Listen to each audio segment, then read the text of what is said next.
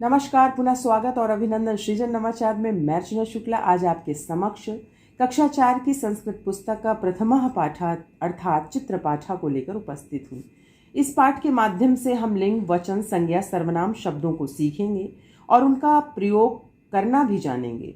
सबसे पहले बात वचन की करेंगे, जिसमें संख्या बोध हो, एक का, दो का या बहुत सारों का, उसको हम वचन कहते हैं। लिंग, जिसमें स्त्री जाति का बोध हो, पुरुष जाति का बोध हो और इन दोनों से परे जिसका बोध हो उसको हम लिंग कहते हैं। जिसमें स्त्री जाति का बोध हो स्त्रीलिंग, जिसमें पुरुष जाति का बोध हो पुल्लिंग, और जिसमें इन दोनों से परे हो जो या निर्जीव कहें हम जो हो उसको हम नपुंसक लिंग कहते हैं।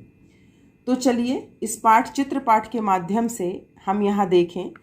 तो यहाँ देखिए आम्राणी लिखा है, बहुवचन का प्रयोग हुआ है क्योंकि बहुत सारे आम आपको यहाँ दिख रहे हैं। शुकः एक वचन, एक तोता है। फिर यहाँ सूर्य, सूर्य एक है, एक वचन। क्षेत्रम खेत, गृह द्विवचन, दो घर आपको दिख रहे हैं। वृषभौ, यहाँ दो बैल आपको दिख रहे हैं। कृषकः एक किसान दिख रहा है। चटकाह, बहुत सारी चिड़ियाँ यहाँ दिखाई दे रही हैं। कमलानि, बहुत सारे कमल हैं। देखिए यहाँ एक कली दिख रही है तो कलिका।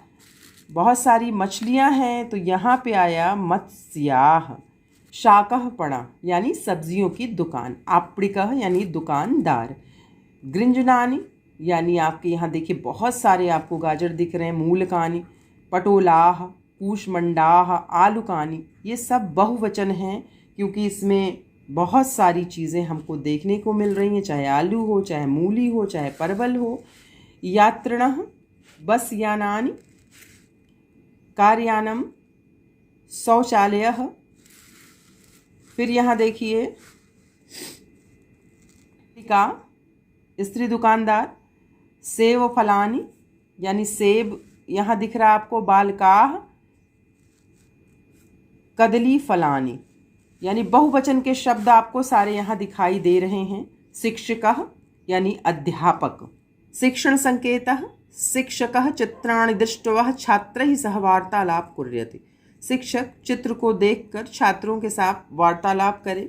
यतः पुल्लिंगे, यहाँ पुल्लिंग शब्द सर्वनाम शब्दों की बात हो रही है। तो मैंने आपको बताया था पूर्व में कि पुल्लिंग जो शब्द हैं सर्वनाम सह तौते हैं। स्त्रीलिंग सर्वनाम शब्द सा ते ता, और नपुंसक लिंग में जो सर्वनाम शब्द हैं तत्ते तानी आता है। ये चीज़ अगर आप लोग याद कर लेंगे तो पाठ को समझने में आसानी होगी। लिंग सर्वनाम शब्द की बात आ रही है और एषः की बात आ रही है।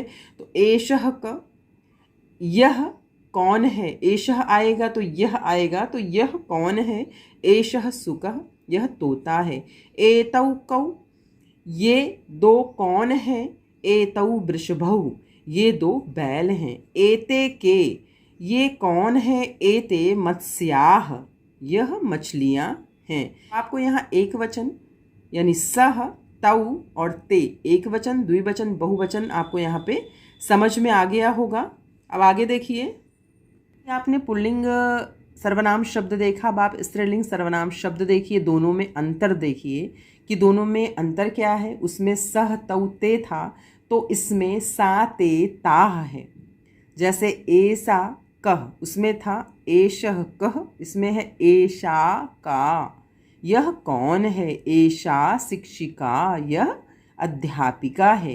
एते के, पुल्लिंग में यहाँ पर एतौ आया था और स्त्रीलिंग में यहाँ एते आया है। एते के, उसमें था एतौ कौ और इसमें है एते के। ये दो कौन हैं, ये दो कली हैं। एताह का, ये कौन है। एताह चटकाह, यह चिड़ियाँ हैं।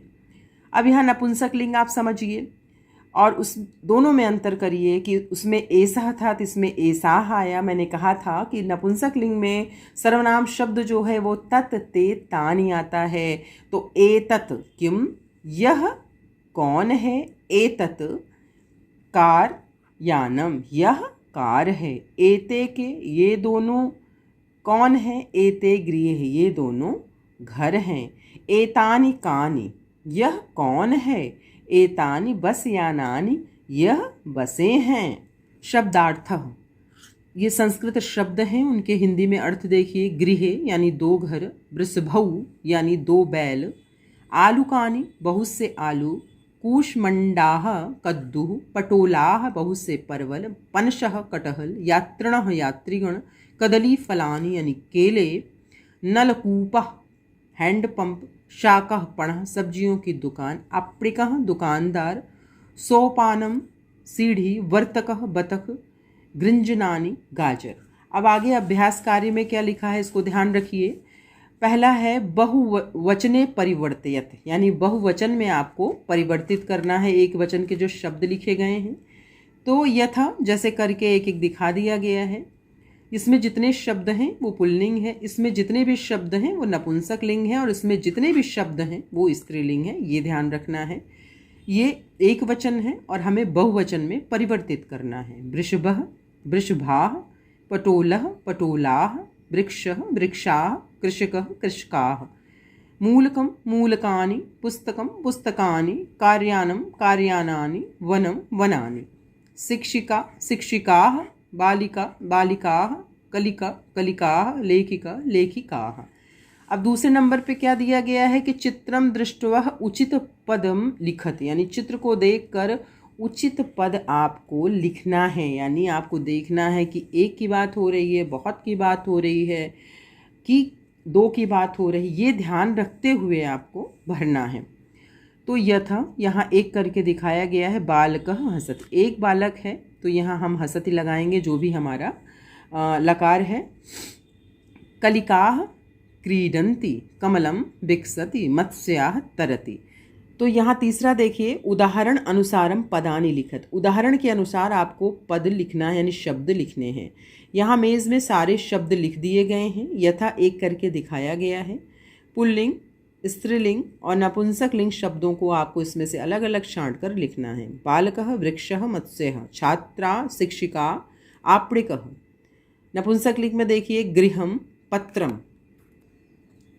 चौथा देखिए, माँ योजित्वा शब्द निर्माणम कुरुत, यानी माँ को लगाकर शब्दों का निर्माण करना। यथा जैसे एक करके दिखाया गया, पुस्तक का पुस्तकम, वैसे गृह का गृहम, शाक का शाकम, हल का हलम, फल का फलम, बसयान का बसयानम। पांचवा है वाक्येषु कर्ता पदम रेखांकितम कुरुत, यानी जो वाक्य हैं दिए गए हैं उसमें जो कर्ता शब्द है उसको आपको रेखांकित करता है। कर्ता का मतलब होता है करने वाला। तो कृषकाः कर्षयन्ति, कौन कर रहा है? कृषक कर रहा है, एक यहाँ करके दिखाया गया है। बालकाः गच्छन्ति, कौन जा रहा है? बालक, ये करता है। बालिकाः क्रीडन्ति, ये करता है। पत्राणि पतन्ति, कमलानि विकसन्ति, मत्स्याः तरन्ति, यात्रिणः तिष्ठन्ति। छठा देखिए, उदाहरण अनुसारम प्रश्न निर्माणम कुरुत, उदाहरण के अनुसार आपको प्रश्न का निर्माण करना है। जैसे एषः सूर्यः, यह क्या है? एषः का, तो यह सूर्य है, तो इसके लिए हम कहेंगे एषः का, ऐसे शब्द बनाएंगे एक वचन में। तो अब देखिए, एतानि पत्राणि, ये बहुवचन की बात कर रहा है, नपुंसक लिंग की बात कर रहा है, तो आपको प्रश्न बनाना है एतानि कानि। एते मत्स्यः, तो एते के, ये द्विवचन की बात कर रहा है, तो एते के, एते मत्स्याः। एषा शिक्षिका, एक वचन की बात हो रही, तो एषा का।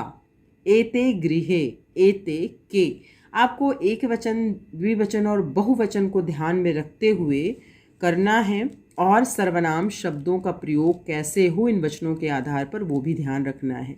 आगे देखिए कि उचित पदान योज्यत, उचित पद को आपको यहाँ पर क्या करना है? उसका मिलान करना है। जैसे पत्राणि पतन्ति, फिर यहाँ क्या है? बालिकाः क्रीडन्ति, चटका कूजन्ति, बालकाः यक्षन्ति, कृषकाः कर्षति। ये आपको ध्यान रखना है।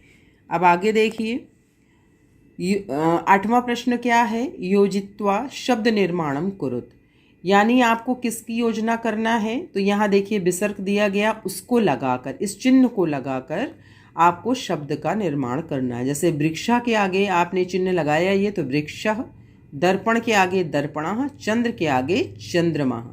फिर एक नए पाठ के साथ। तब तक के लिए धन्यवाद।